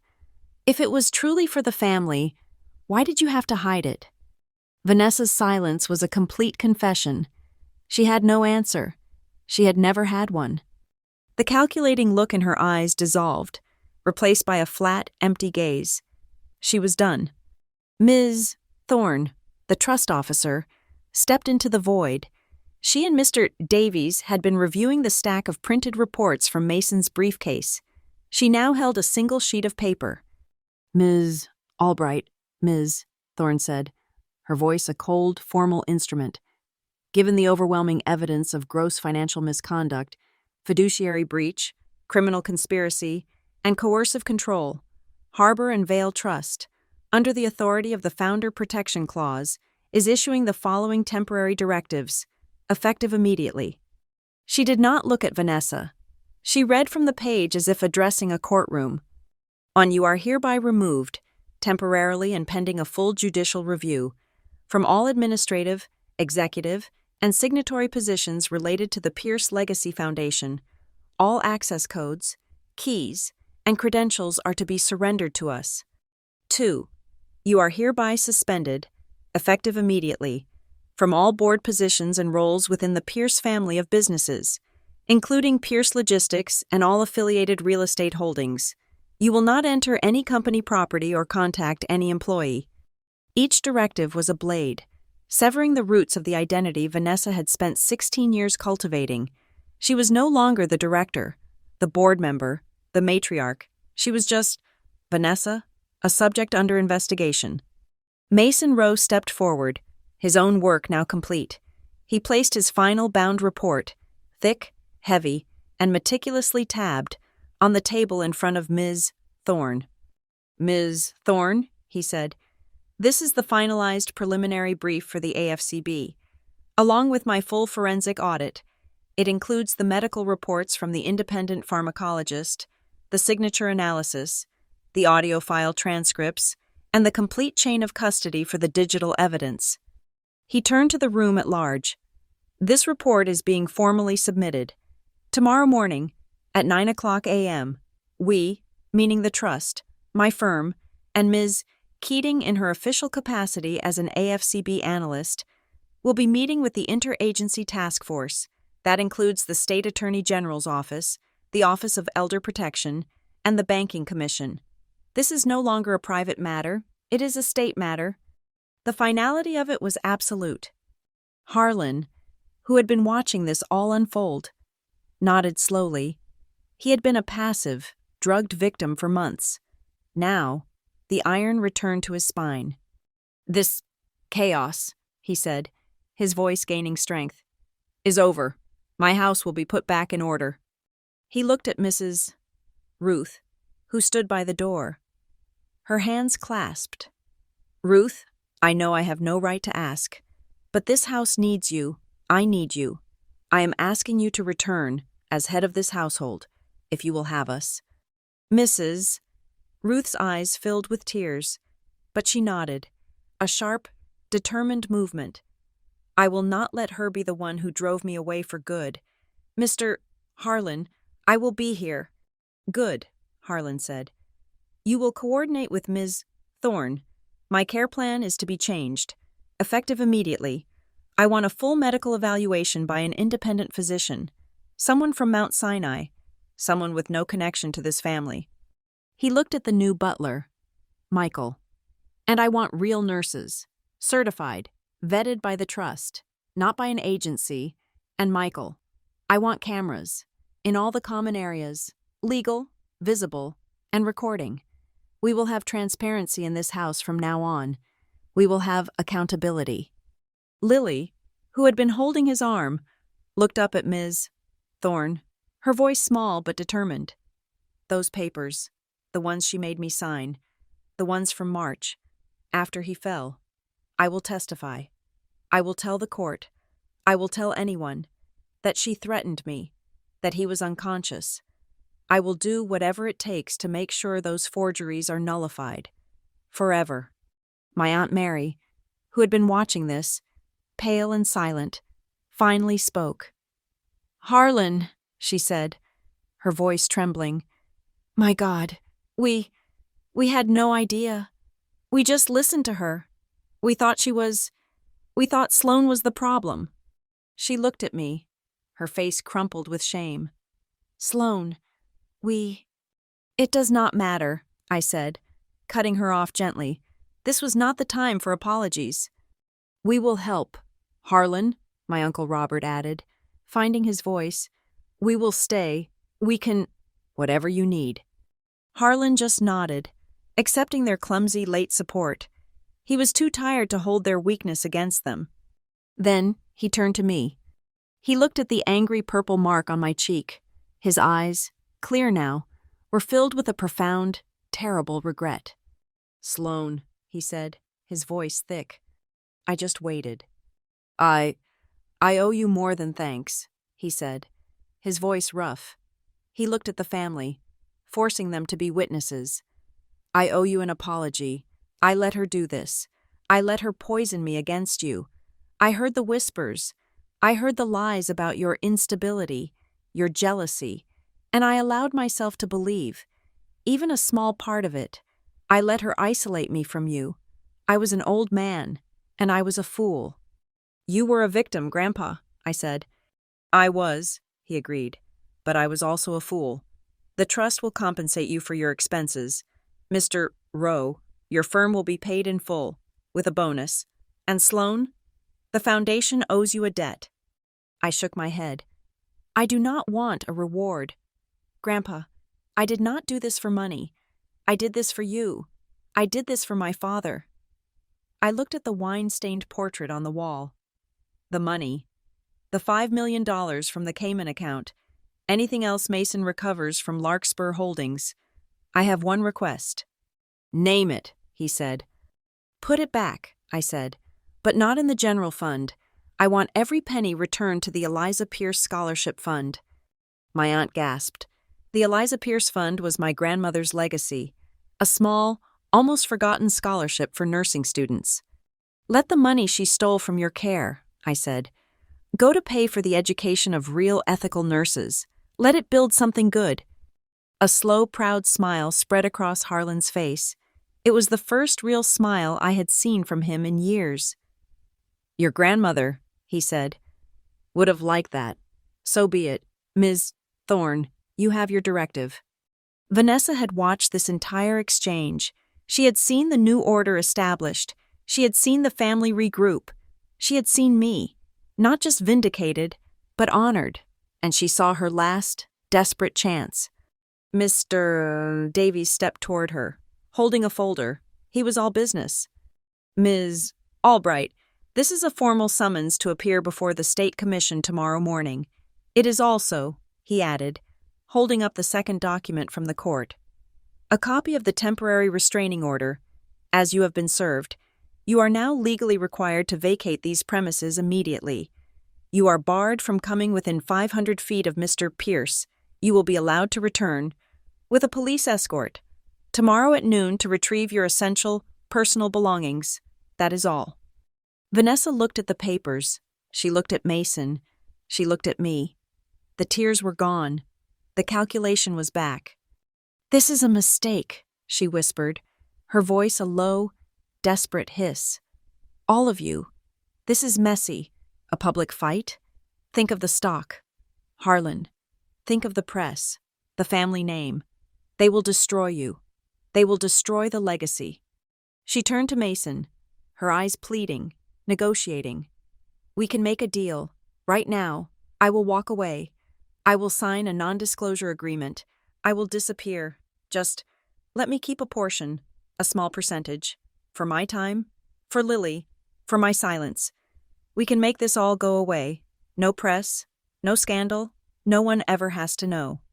She was a CEO, negotiating an exit package. Mason Rowe looked at her, and for the first time, I saw an emotion on his face. It was not anger, it was a cold, profound pity. "Ms. Albright," he said, his voice quiet, "you fundamentally misunderstand the situation. You are not a disgruntled executive negotiating a severance. You are a criminal defendant." He shook his head, as if explaining a complex formula to a child. "There are no deals here. There are no non-disclosure agreements. We do not make silent agreements when the victim is a senior citizen. The state does not negotiate elder abuse." He leaned in, his voice dropping. "You have nothing to trade. You have nothing left to sell." That was it. Her last play failed. The two security officers from Harbor and Vale, who had been waiting in the foyer, stepped forward. They did not touch her. They just stood, blocking her path back into the house.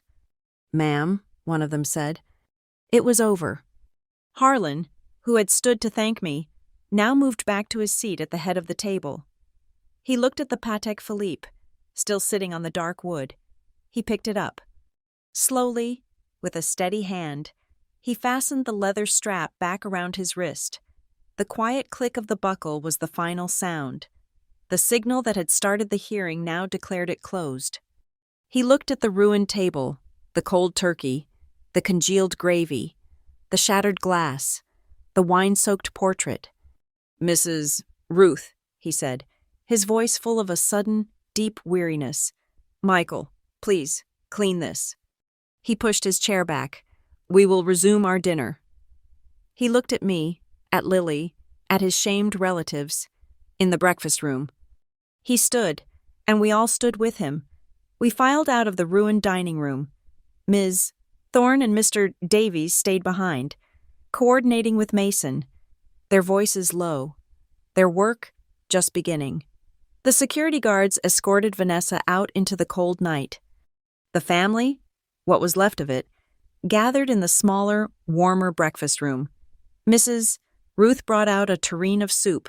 She brought fresh bread and butter. We sat. No one spoke. The shock was too deep. But we sat together.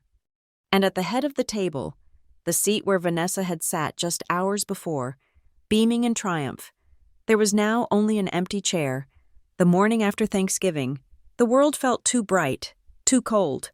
We were not in the warm, dark wood of the dining room. We were in a sterile government building conference room, sitting under the harsh fluorescent lights at exactly 9:00 a.m. Mason, Ms. Thorne, Mr. Davies, and I sat on one side of the long, polished table. On the other side, looking small and pale, sat Vanessa.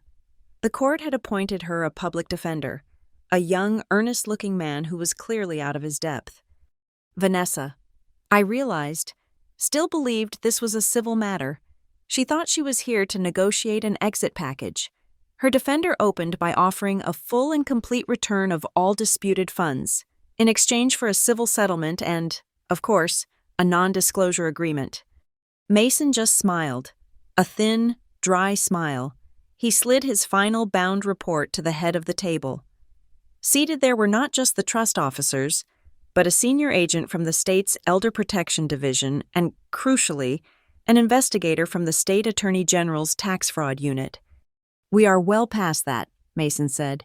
"Ms. Albright, we are no longer discussing the $900,000 from Northbridge Homewell, or even the $5 million in the Cayman account." The investigator from the tax unit leaned forward, tapping the report. "We are here to discuss Larkspur Holdings. Ms. Albright, we are here to talk about the port." Vanessa's face, which had been composed, went absolutely white. This was the one thing she thought no one could find. I opened my own file. Larkspur Holdings was never just a shell company to buy jewelry, I explained to the room. That was just sloppy spending. The real plan was far more ambitious.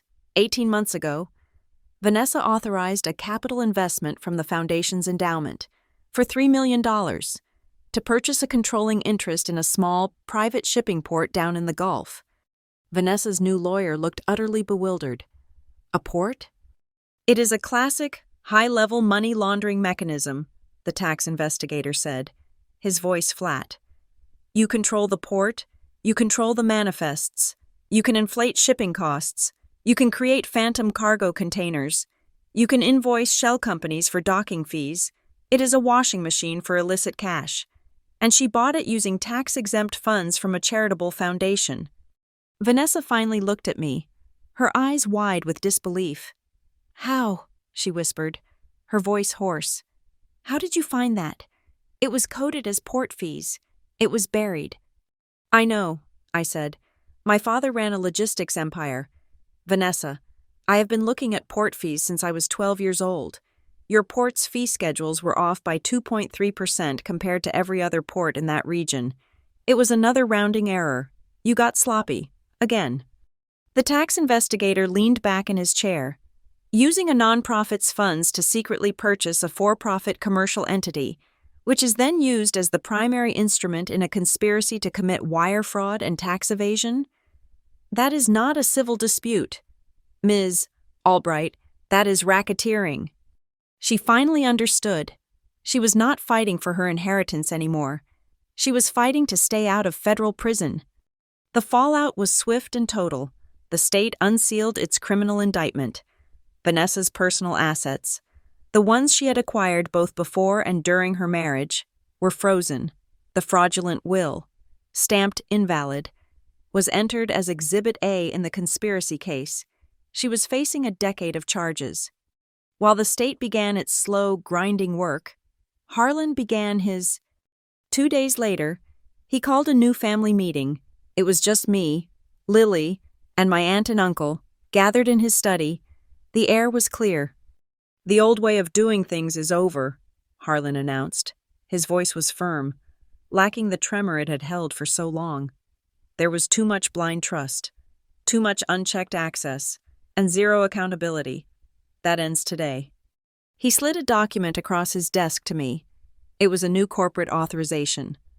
"The Pierce Legacy Foundation will be completely restructured," he said. "To ensure this family is never again vulnerable, I am creating a new position, Director of Foundation Standards.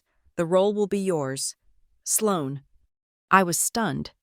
"Grandpa, I cannot. That is—" "You can," he said, cutting me off. "Your entire job will be to hold this family and this foundation to the highest possible ethical standard. You will be our watchdog, but," he held up a hand, "you will not report to me." He tapped a clause in the document. "Your role, and my own, will be monitored by a newly appointed, fully independent, external ethics board. 3 members, none of whom are related to the Pierce family. We will have absolute transparency. You will watch us, Sloane, and they will watch you. It was not a reward. It was a responsibility. It was a system designed to protect everyone. It was perfect. Then, Lily, who had been sitting quietly, stood up. She was trembling, holding a folded piece of paper. I have something I need to say. She unfolded the letter. To the family, and especially to Grandpa, and to Sloane. I am so sorry. I was a coward. I knew what she was doing was wrong, but I was scared. I was scared of her. I was scared of losing my college funds, and I was scared of being alone. What I did, witnessing those documents, staying silent while it was inexcusable. Her voice broke, but she pushed through. I am starting therapy next week. I have lived under her shadow my whole life, and I do not want to be that person anymore. I will do whatever it takes to earn back your trust, even if it takes years. When she finished, she folded the letter, she looked at me, and for the first time, I did not see Vanessa's daughter. I just saw my sister. Later that evening, the house was quiet. Mrs. Ruth was back in charge, and the oppressive, toxic energy of the last few years had finally lifted. I found Harlan in the library, sitting by the fireplace. He was not reading. He was holding his Patek Philippe in the palm of his hand, just looking at it. Grandpa, I said. That night, the signal, it was perfectly timed. Thank you for trusting me. He looked up, a small, tired smile on his face. It was a bit more than a signal. Sloane, you thought you were just waiting for a dramatic cue from an old man. I was confused. What do you mean? You are the analyst, he said. You are brilliant at finding the pattern in the data. But I am a logistics man. I build systems. I build redundancies. He turned the watch over in his hand. It is an antique, a family heirloom, but I had it refitted 19 months ago, just after your father died, and Vanessa began to consolidate her power. I suspected, even then, she was too hungry. He pointed to the crown. It looked completely normal. But this is not just a crown. He pressed it, holding it down for a specific 3-second count. It is a biometric security key. My jaw must have dropped. It contains an encrypted, military-grade NFC chip, he explained, his eyes twinkling for the first time. It is the one and only key to a digital vault, a vault that Mason Rowe helped me set up. A vault? For what? For my own protection, he said. A vault where I have been uploading originals. Every single time Vanessa brought me a document to sign, a new authorization, a power of attorney, that ridiculous will, I would sign it. I would play the part of the confused, compliant old man. Then, hours later, I would go to my study and I would sign a second document, a legally notarized revocation of the first. I would scan that revocation and upload it, via this watch, to the vault, a place she, her lawyers, and her hackers could never, ever find. I was speechless. The document I signed that morning, he continued, the one that canceled all notarial acts from the last 90 days, that was just the final insurance policy. When I took off my watch that night and placed it on the table, it was not just a signal for you. The chip in this watch is programmed. When it is off my wrist for more than 60 seconds and placed on a flat, hard surface, it sends a secure, encrypted go signal to Mason. It was the authorization. It unlocked the vault and transmitted the entire file of revocations, including the one that nullified her will, directly to the Harbor and Vale Trust. That is why Ms. Thorne already had the proof before Vanessa even played her final card. I stared at him, the old, frail man I thought I was saving. He had built the entire trap. He had forged the weapon. He had set the timeline. I had not been his savior. I had been his cavalry. The weeks that followed were about rebuilding, the family business, rocked by the scandal, needed to project strength and reform. At my recommendation, Harlan and I co-signed a new initiative, a protocol my team at the AFCB had been trying to get corporations to adopt. We called it the Shield the Elders Protocol.